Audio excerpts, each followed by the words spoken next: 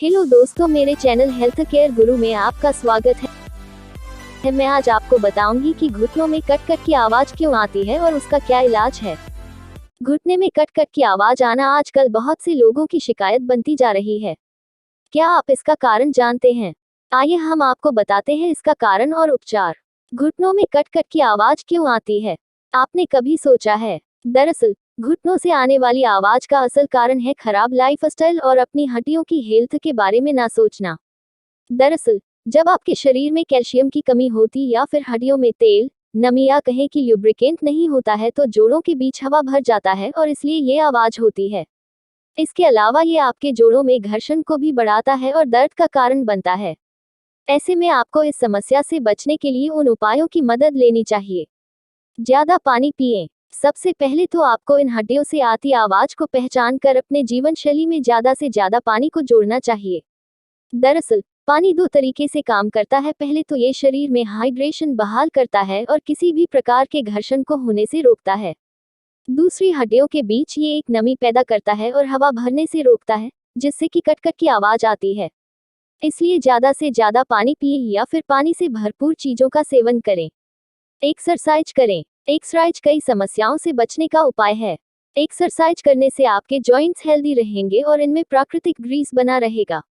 ये आपकी हड्डियों को हेल्दी रखेंगे और इनके बीच से आने वाली घर्षण और आवाज को कम करेंगे।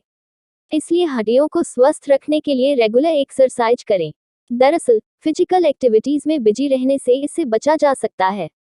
यदि आप ज्यादा बैठे रहते हैं या एक ही स्थिति में बहुत अधिक खड़े होते हैं तो आप अकड़ सकते हैं और आपके जोड़ों में आवाज आ सकती है। घूमने के लिए बार बार ब्रेक लें।